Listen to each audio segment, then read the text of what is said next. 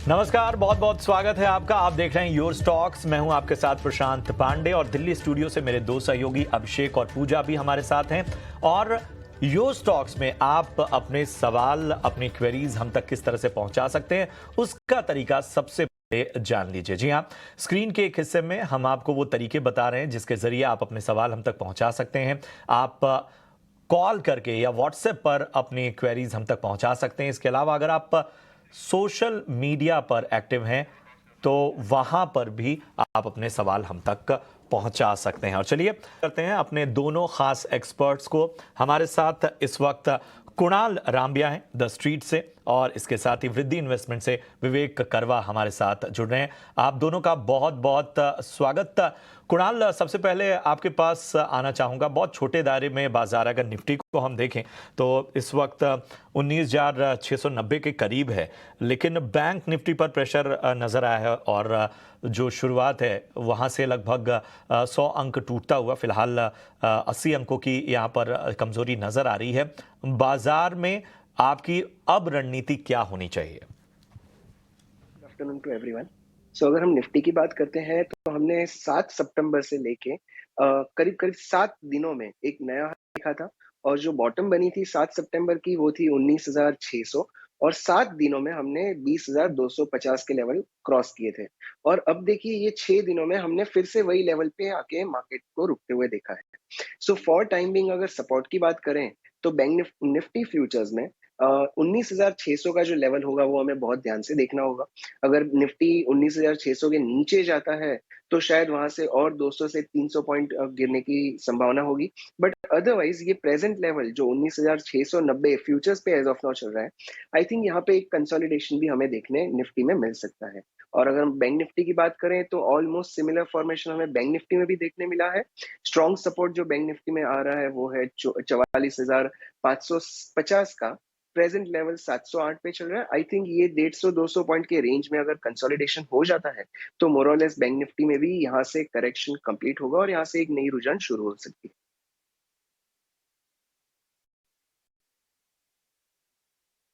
है। बाजार को लेकर कुणाल का ये भी फटाफट आपके सवालों को शामिल करेंगे। पहली दर्शक हमारे साथ हैं मुंबई से कंचन। कंचन नमस्कार, पूछिए क्या जानना है आपको?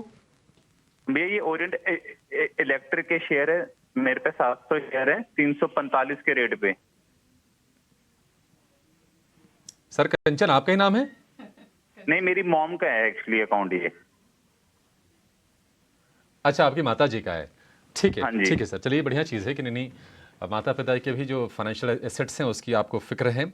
ओरिएंट इलेक्ट्रिक का 700 शेयर हैं 344 के भाव पर, और इस वक्त जो भाव है वो है 220 रुपये का। विवेक जरा इस पर राय चाहेंगे, क्योंकि हमने देखा कि ईएमएस वाली जो भी कंपनियां हैं, इलेक्ट्रॉनिक मैन्युफैक्चरिंग सर्विसेज वाली हों, वायर एंड केबल वाली हों, ये सारे के सारे शेयर चले हैं। लेकिन ओरिएंट इलेक्ट्रिक जो कि कंज्यूमर अप्लायंसेज वाली कंपनी है, यहाँ पर हमने बिल्कुल कह सकते हैं कि रिटर्न या तो गायब हुए हैं या लोगों को नुकसान हुआ है। आप ये बताइए कि अभी समय देना चाहिए कंपनी को या फिर यहाँ से निकल के किसी बेहतर शेयर में निवेश करें? देखिए अभिषेक, ओरिएंट इलेक्ट्रिक को डायरेक्टली ईएमएस से जोड़ना थोड़ा सा गलत हो जाएगा, क्योंकि ये बेसिकली कंज्यूमर ड्यूरेबल और कंज्यूमर इलेक्ट्रॉनिक्स में है। और कंपनी लगातार 400 से लेके 220 तक करेक्शन दिया है। एक होड़ में ये कंपनी भी चल गई थी, लेकिन अब इतने करेक्शन के बाद देखिए वैल्यूएशन इमीडिएटली सस्ता नहीं लग रहा है। लेकिन आप अगर कंज्यूमर ड्यूरेबल ऐसे स्पेस अगर देखो ना, तो आप देख लीजिए वर्लपूल है, आईएफबी इंडस्ट्रीज है, ओरिएंट इलेक्ट्रिक है, ये सारे के सारे स्टॉक्स थोड़े डल ही परफॉर्म किए। अब मेरा ये मानना रहेगा कि इतने बड़े करेक्शन के बाद, और अब जो फेस्टिवल सीजन आ रहा है, दिवाली भी आ रही है, आई थिंक ये स्पेस में आपको एक बाइंग इंटरेस्ट देखने को मिल सकता है। तो इतने करेक्शन के बाद मैं सेल की सलाह नहीं दूंगा, होल्ड की सलाह दूंगा, क्योंकि हो सकता है कि आपको इस क्वार्टर तो नहीं, अगले क्वार्टर आपको बेहतरीन रिजल्ट्स देखने को मिले। तो होल्ड कीजिए। और ओवरऑल कंपनी बहुत बढ़िया है, ब्रांड वैल्यू अच्छा है इसका, और आप कोई भी अगर इलेक्ट्रॉनिक दुकान में जाओ तो आपको दिखेगा कि प्रोडक्ट्स भी फास्ट मूविंग है, तो रखना चाहिए, होल्ड कीजिए इसको। तो होल्ड करने की राय है ओरिएंट इलेक्ट्रिक पर।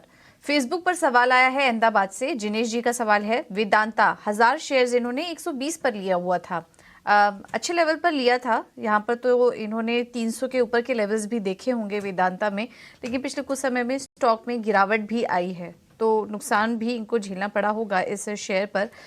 कुणाल, क्या सलाह देंगे वेदांता में? काफ़ी अच्छे लेवल्स देखने के बाद, हालांकि अभी भी अच्छे खासे मुनाफे में है ये। 1000 शेयर्स इन्होंने 120 पर एंट्री ले लिया हुआ था, अभी भी अच्छे खासे मुनाफे में है, लेकिन मिस कर दिया इन्होंने। वो जो रैली थी उसमें शायद प्रॉफिट बुक नहीं कर पाए या नहीं निकल पाए, तो वहाँ से स्टॉक 225 पर अब आ चुका है। अब क्या व्यू बन रहा है आपका वेदांता?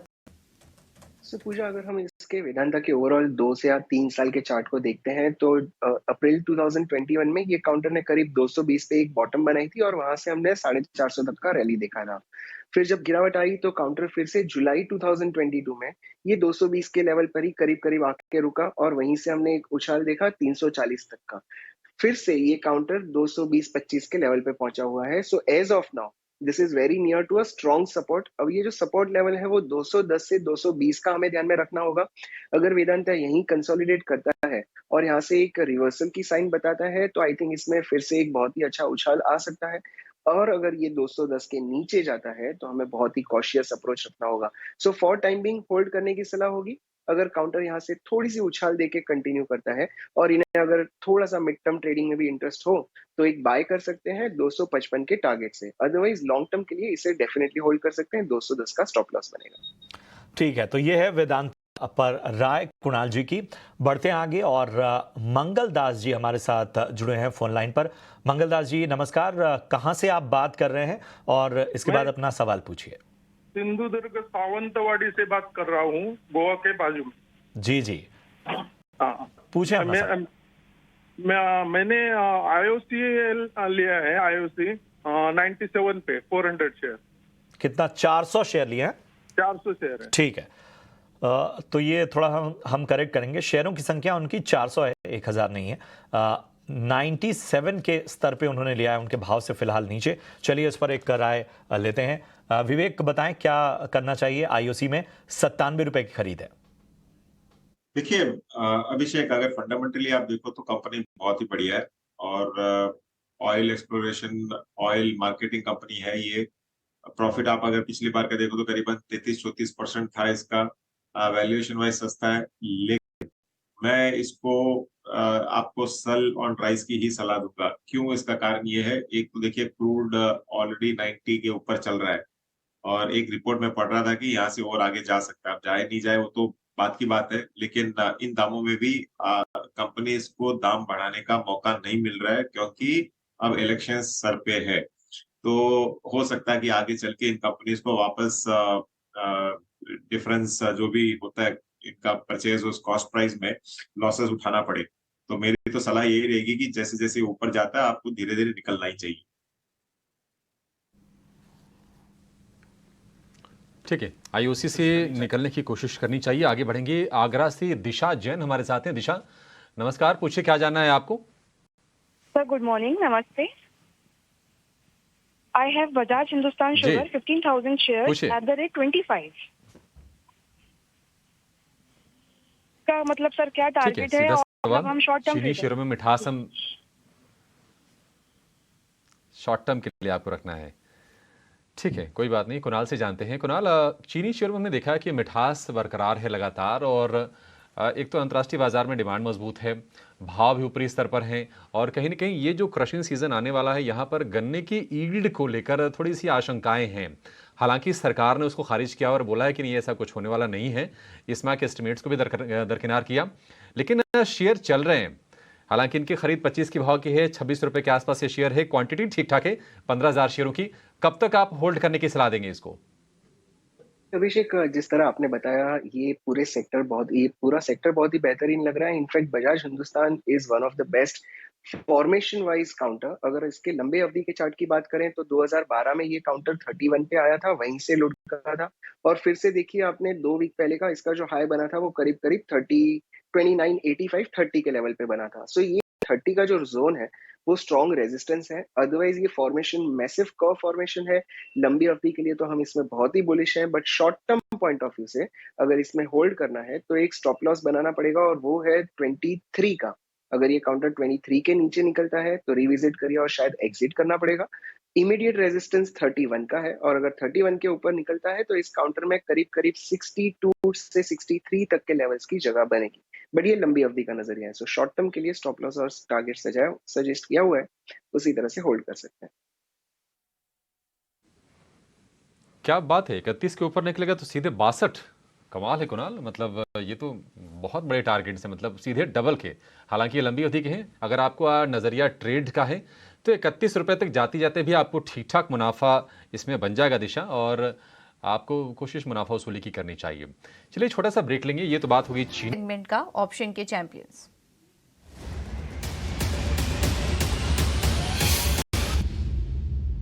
हमारे साथ फोन लाइन पर एंजल वन से स्नेहा सेठ जुड़ी हैं। Sneha, thank you so much समय देने के लिए। बताइए आज की रणनीति क्या होगी?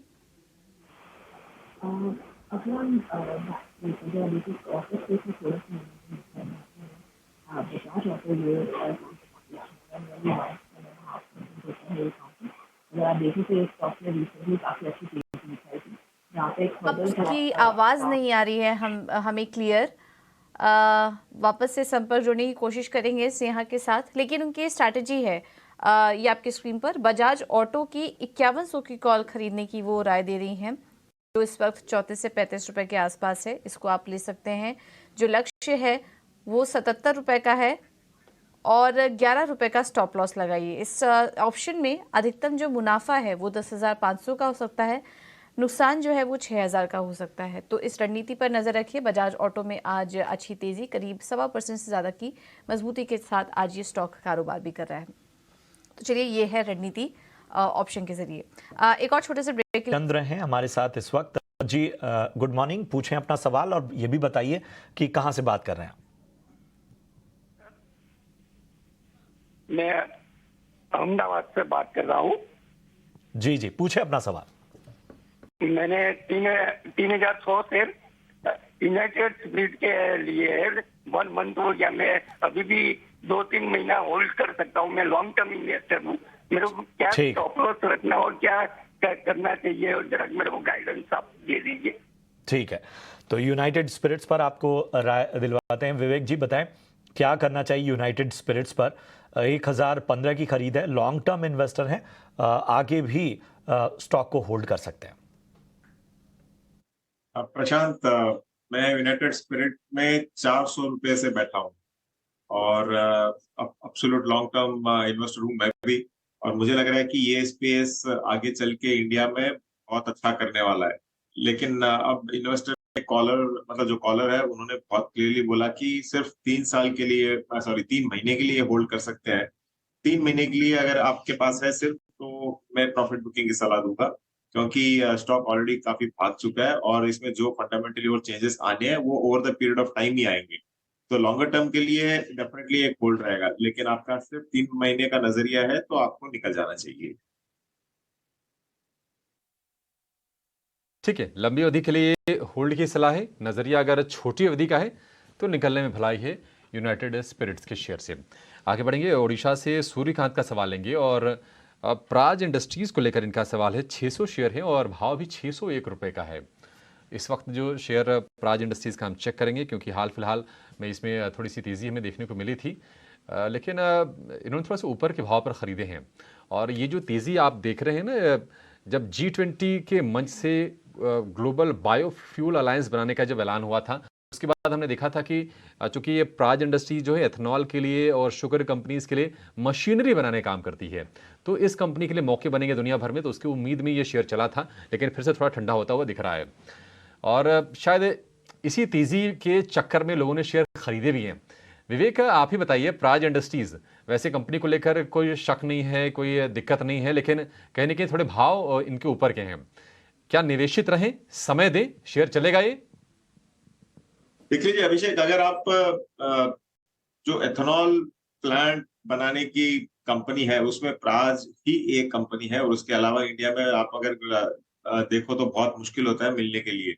तो दिग्गज कंपनी है ये, सुपर्ब मैनेजमेंट है इसका, जीरो डेट कंपनी है, और अभी एक न्यूज ये भी चल रहा है कि सरकार करीबन 5-1% एथेनॉल में दामों की एक बढ़त भी कर सकती है, ये भी पॉसिबिलिटी है। तो इन सबको अगर आप दिमाग में रखो, तो आपको लॉन्गर टर्म के लिए होल्ड करना चाहिए। डेफिनेटली ये पक्की बात है कि शॉर्ट टर्म में आपको बहुत तेजी की रनअप नहीं दिखाएगा ये स्टॉक, क्योंकि ऑलरेडी बहुत चल चुका है, करीबन 380-400 से ये लगातार चला है। तो इसके लिए आपको थोड़ा-सा टाइम देना पड़ेगा, लेकिन ओवरऑल फंडामेंटली कंपनी बहुत बढ़िया, आपको आज या ना कल, आपका तो सिर्फ ₹10 का फ़र्क है, लेकिन आपको प्रॉफिट भी मिल जाएगा इसमें। तो ये है प्राज इंडस्ट्रीज पर राय। ट्विटर पर सवाल आया है, गोपी ने सवाल हमें भेजा है कोचिन शिपयार्ड पर। 10 शेयर्स 1075 पर इन्होंने लिया हुआ है, थोड़े ऊपरी लेवल पर इन्होंने ले लिया है और हाल फिलहाल की खरीद लग रही है। आज हम देख रहे हैं स्टॉक में 7% तक की तेज़ी है, लेकिन थोड़े ऊपरी लेवल पर है। हालांकि स्टॉक में काफ़ी अच्छी तेज़ी भी दिखी थी, पिछले 6 महीने का अगर चार्ट देखें 600 अंकों से ज़्यादा की तेज़ी ये स्टॉक दिखा चुका है। कुणाल, हायर लेवल्स पर लिया है कोचिन शिपयार्ड को, अभी क्या करें? उनके लेवल से तो थोड़ा नीचे, बहुत मामूली नुकसान में ये उनके लेवल के आसपास ही स्टॉक इस पर ट्रेड भी कर रहा है। क्या करें इन स्तरों पर? कुछ स्टॉप लॉस इनको सुझाएंगे? सी पूजा, अगर इस काउंटर की ओवरऑल फॉर्मेशन की बात करते हैं तो मार्च से लेके अब तक हमने इसमें क्लियर एक हायर टॉप हायर बॉटम का फॉर्मेशन दिखा है, जो एक अप ट्रेंड कंफर्म कर रहा है। अगर हम प्रेजेंट लेवल की बात करें तो यस, 1200 के लेवल से ये काउंटर नीचे जरूर आया था, लेकिन again the bottom is higher compare to the previous bottom, and इस लेवल पे भी मुझे तो ये काउंटर बहुत ही पसंद है। सो अगर इमीडिएट स्टॉप लॉस की या सपोर्ट की बात करें तो 1005 का सपोर्ट बनेगा अब इस काउंटर में, और इसी सपोर्ट से इस काउंटर में बने रह सकते हैं। इनफैक्ट कल के दिन फिर से अगर इसमें रुझान कंटिन्यू होती है तो नई भी बाइंग कर सकते हैं, और इसका टारगेट बनेगा 1180 से 1195, जो प्रीवियस हाई था। आई थिंक जब तक इसमें ये ट्रेंड बरकरार रहेगा, 1250 से 1350 से 1275 के टारगेट से हम इस काउंटर में लंबी अवधि के लिए भी बने रह सकते हैं।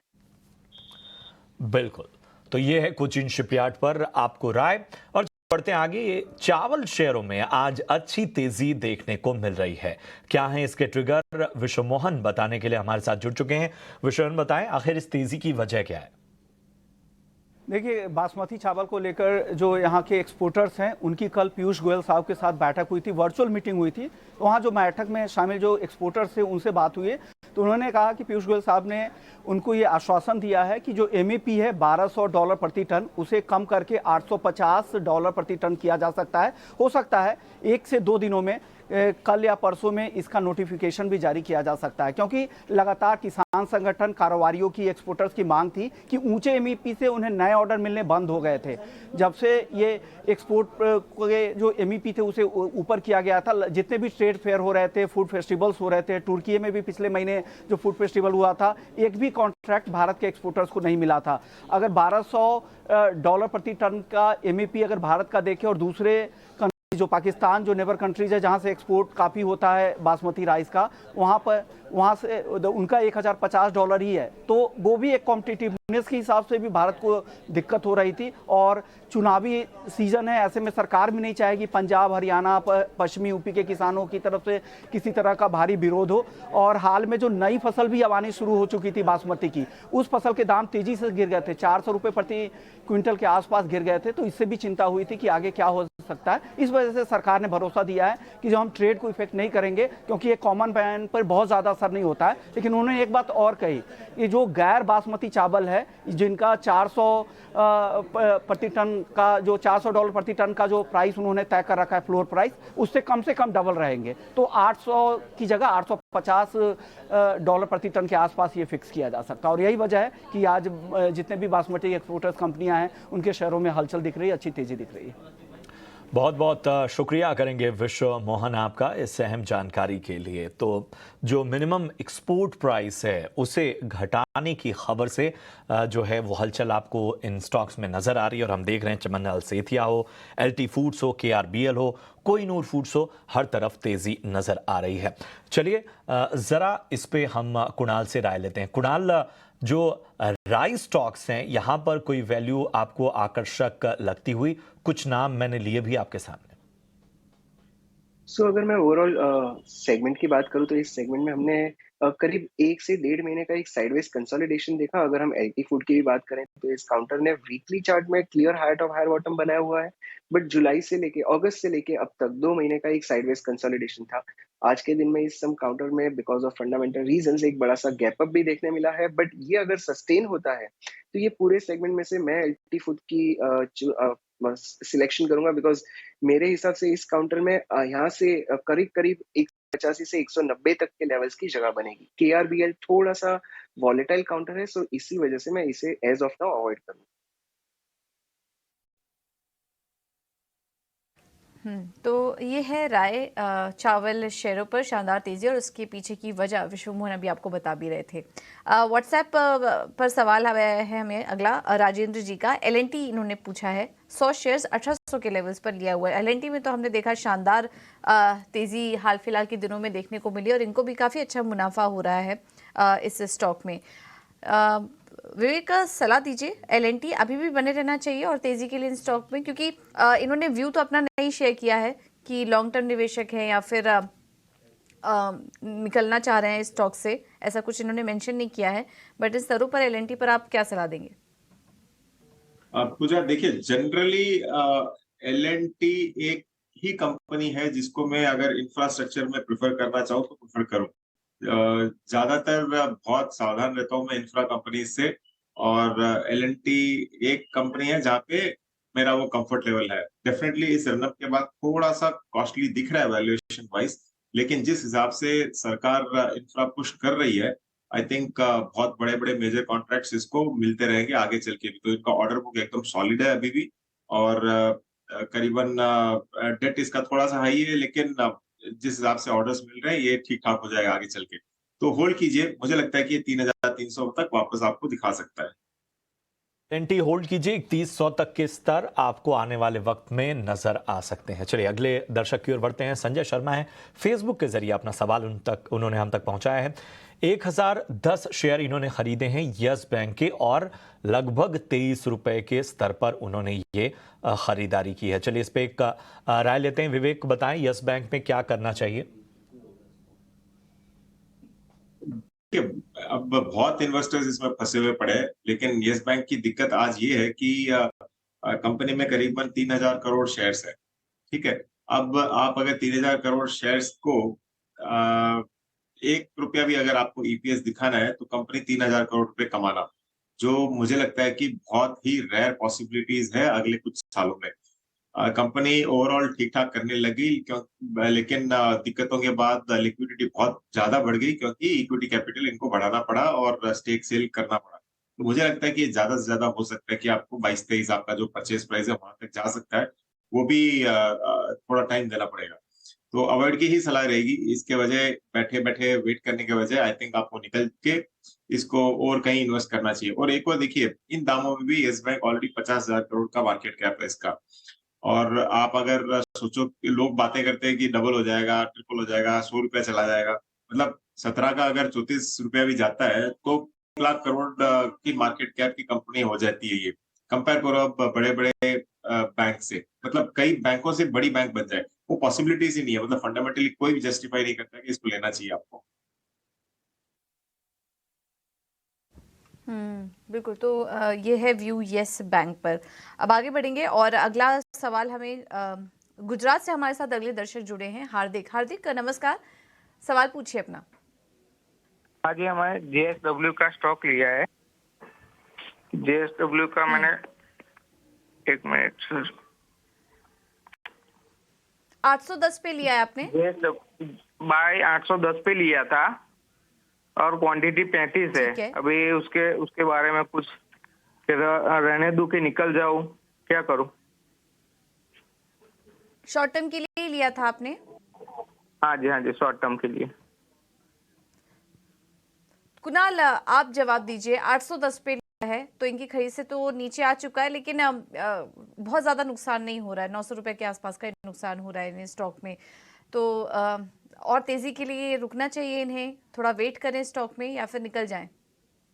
सो पूजा, अगर हम जेएसडब्ल्यू स्टील की बात करते हैं तो इस काउंटर ने ऑल टाइम हाई जो हिट किया था वो था जून एंड में, और उसके बाद ये काउंटर साइडवेज में आ गया और ये जो ब्रेकआउट लेवल था वो 775 टू 780 का लेवल था। इनफैक्ट आप देखिए उसके बाद आज तक ये काउंटर 775 780 के नीचे नहीं गया। अभी भी जो बॉटम बनी थी 775 के करीब बनी, 785 अभी भी चल रहा है। सो ये काउंटर हमारा तो बहुत ही प्रिफर्ड पिक है in fact in the entire metal segment. किसी को risk reward point of view से अभी नया भी बाय करना हो तो JSW स्टील डेफिनेटली खरीद सकते हैं। इसका पोजिशनल स्टॉप लॉस बनेगा 770 लेवल का, जो करीब प्रेजेंट लेवल से 15 रुपए नीचे का है। उसी स्टॉप लॉस से हमारे व्यूअर को भी बने रहने की सलाह होगी। शॉर्ट टर्म अवधि का नजरिया है तो 825 का एक लक्ष्य बनाना होगा और वहीं पे एग्जिट करना होगा। और अगर थोड़ा सा लंबी अवधि के लिए रुक सकते हैं तो इस काउंटर में बने रहें।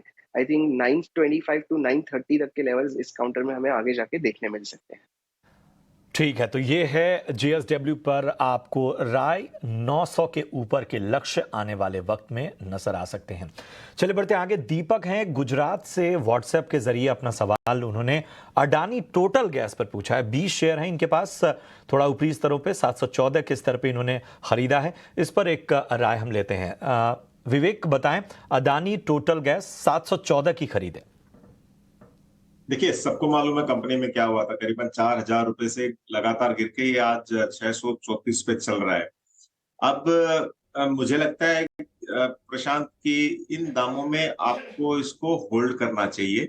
जनरली मैं अडानी स्टॉक्स पे बहुत केयरफुल था ये सागा होने के पहले, और लकीली मैं बच गया था। इनफैक्ट मेरे इन्वेस्टर्स भी बच गए और स्टॉक्स में बड़ी गिरावट देखने को मिली। लेकिन अब जिस हिसाब से कंपनी को कॉन्ट्रैक्ट्स मिल रहे हैं, अभी भी हाल ही में शायद गुजरात में या कहाँ पे एक कॉन्ट्रैक्ट मिला है, कंपनी ठीक ठाक चल रही है और प्रमोटर स्टेक बढ़ा रहे हैं। तो ये सारे इंडिकेशंस है कि आगे चल के इसका डाउन साइड बहुत मिनिमल है और ऊपर ये थोड़ा बहुत जा सकते हैं, पॉसिबिलिटी है। तो रखना चाहिए आपको, होल्ड कीजिए। और डाउन साइड कम है। अब ऊपर कितना जाएगा अभी बोलना बहुत मुश्किल है, जैसे जैसे टाइम जाएगा बता सकते हैं, लेकिन फिलहाल होल्ड रहेगा।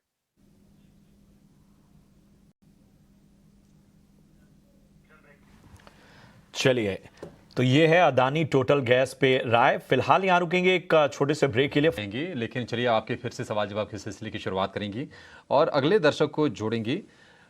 ट्विटर से गणेश का सवाल आया है और इनके पास है HDFC बैंक के शेयर 50 की संख्या में 1563 रुपए के भाव पर। विवेक, HDFC बैंक हम देख रहे हैं कि ये शेयर दायरे में है और इसके दायरे में होने का या फिर अगर नीचे ये जाता है तो पूरे बाजार को प्रभावित करता है, क्योंकि वेटेज काफ़ी ज़्यादा है। 14% का निफ्टी में है, 29% का निफ्टी बैंक में है। अब क्या करना चाहिए? 1563 की खरीद है, 1535 पर है। नेट इंटरेस्ट मार्जिन को लेकर थोड़े से सवाल ज़रूर हैं कि थोड़ी सी उसमें कमी आएगी, लेकिन आप क्या इससे चिंतित हैं बैंक को लेकर? अभिषेक, इन भाव में मेरा एक स्ट्रॉन्ग बाई रिकमेंडेशन रहेगा बैंक पे। क्यों? देखिए, ये जितने भी दिक्कतें थी ये हम सबको मालूम था कि आने वाली है आफ्टर मर्जर हो गया है और वो दिक्कतें हम लोग अभी शॉर्ट टर्म में देख रहे हैं। लेकिन 2-3 क्वार्टर के बाद आपको दिखेगा कि स्टॉक यहाँ से बहुत बेहतरीन करेगा और आज भी दिग्गज बैंक के रूप में से उभर के आने वाला है। अगर आप हिस्टोरिकली देखो तो HDFC बैंक और कोटक बैंक 2 ही ऐसे बैंक है जहाँ पे वेल्थ क्रिएशन आपको करके दिया है बैंकिंग सेगमेंट में। और एक और चीज ये आप दिमाग में रखिए कि HDFC बैंक जैसे स्टॉक पे हमेशा हम लोग सोचते हैं कि अच्छे भाव मिलना चाहिए, लेकिन अच्छे भाव कभी भी अच्छी खबर के साथ नहीं आती है। तो अभी खबरें बुरी चल रही है करके भाव आपको अच्छे मिल रहे हैं, तो लेके रखिए एब्सोल्यूट लॉन्गर टर्म के लिए। और मुझे लग रहा है कि ये यहाँ से आपको रिकवरी दे देगा और 1500 के नीचे ज्यादा मतलब नीचे नहीं जाएगा लग रहा है मुझे। तो एक स्ट्रॉन्ग बाई के रूप में लीजिए और ऐसे डिस्क्लोजर हमारे क्लाइंट्स के पास ऑलरेडी है ही।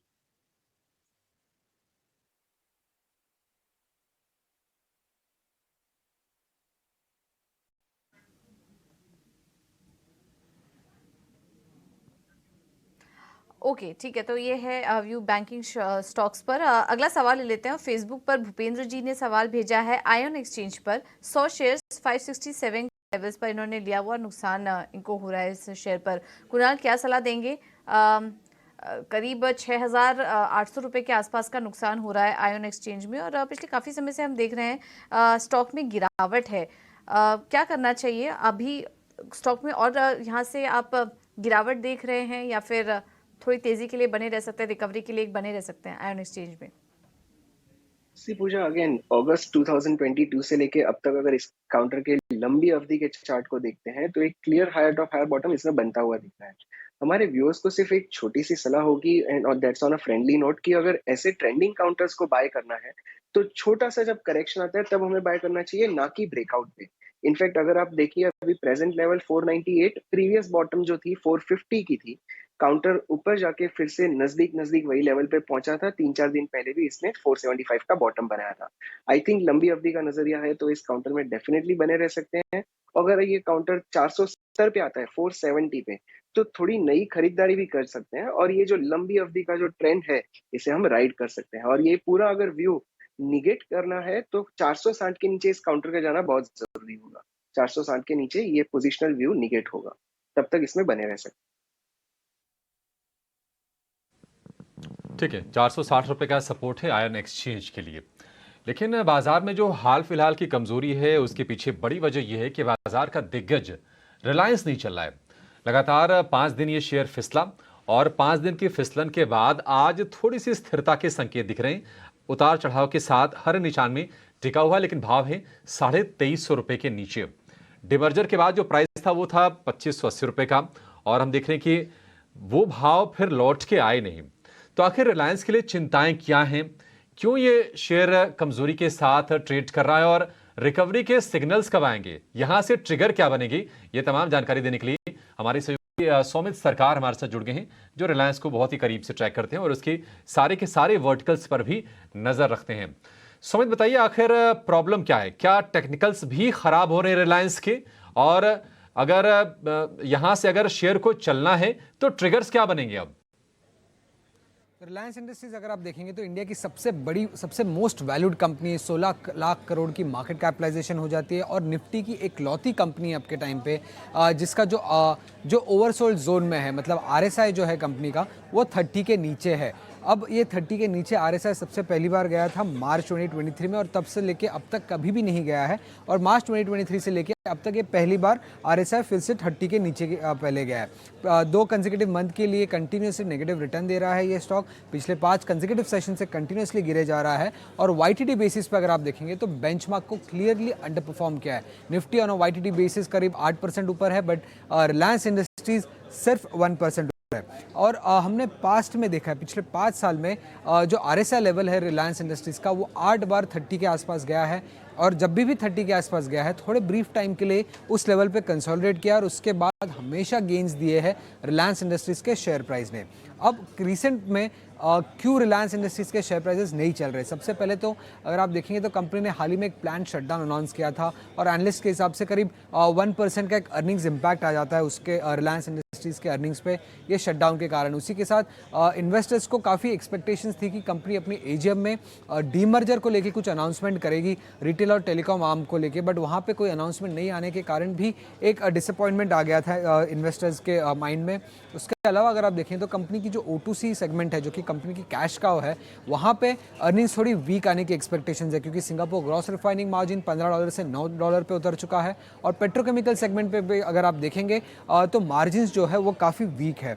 उसके अलावा अगर आप देखेंगे तो के क्वार्टर्स में जो डिस्काउंट था रशियन क्रूड पे वो हाई होने के कारण कंपनी के फाइनेंशियल्स पे एक बेनिफिट देखने को मिल रहा था, बट अब वो डिस्काउंट नैरो हो चुका है। तो ये भी एक फैक्टर है जो कंपनी के अर्निंग्स पे वे कर सकता है आगे चल के। और आखिर में अगर आप देखेंगे तो टेलीकॉम बिजनेस जो है वहाँ पे कोई भी टैरिफ हाइक देखने नहीं मिला और बिना टैरिफ हाइक के अगर आप देखेंगे तो ऑन एन एवरेज जो ग्रोथ होता है टेलीकॉम सेगमेंट के रेवेन्यू में वो सिर्फ 2% का होता है, जो कि काफ़ी म्यूटेड ग्रोथ है। और टैरिफ हाइक ही एक फैक्टर है जो एक स्ट्रॉन्ग ग्रोथ देता है कंपनी के अर्निंग्स पे। तो ये टैरिफ हाइक नहीं आने के कारण भी कंपनी के अर्निंग्स पे थोड़ा बहुत एक म्यूटेड इम्पैक्ट रहा है हाल ही में। बट क्या आगे चल के पोटेंशियल ट्रिगर्स बन सकते हैं रिलायंस इंडस्ट्रीज के? सबसे पहला तो रिटेल सेगमेंट जो है वहाँ पे फेस्टिव सीजन के कारण एक स्ट्रॉन्ग अर्निंग्स बूस्ट मिल सकता है। जियो एयर फाइबर जो कंपनी ने हाल ही में लॉन्च किया था वहाँ वो भी एक टेलीकॉम सेगमेंट के लिए ग्रोथ ड्राइवर बन सकता है आगे चल के।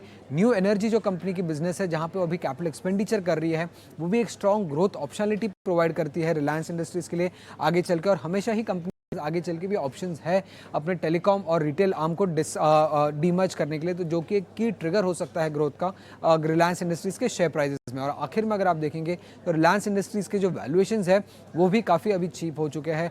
12 मंथ फॉरवर्ड वैल्यूएशंस अगर आप देखेंगे तो 10.7 टाइम्स है, जबकि 5 ईयर एवरेज वैल्यूएशन जो रहा है रिलायंस इंडस्ट्रीज़ का EV टू EBITDA वो हमेशा 12.2 टाइम्स के आसपास रह चुका है। तो वैल्यूएशंस भी अब काफ़ी चीप हो चुके हैं रिलायंस इंडस्ट्रीज़ के। ठीक है, शुक्रिया सौमित। तो मुश्किलें हैं, लेकिन यहाँ से ट्रिगर ये है कि रिटेल कारोबार, ब्रॉडबैंड कारोबार, अगर हम जियो की बात करें तो वहाँ से शेयर को सपोर्ट मिलेगा। और वैल्यूएशन चूंकि 5 साल के औसत से कम है। और अच्छी चीज़ ये है कि जो सौमित एक अच्छा आंकड़ा बता रहे थे कि पिछले 5 साल में 8 बार जो RSI है वो 30 के नीचे गिरा है, लेकिन हर बार थोड़े मोटे कंसोलिडेशन के बाद शेयर तेजी से रिकवर हुआ है। तो क्या आप रिकवरी के लिए तैयार हैं? 2350, क्या ये नियर टर्म का ये सपोर्ट मजबूत वाला बन चुका है? इसको जरा समझते हैं और इस पर राय लेते हैं।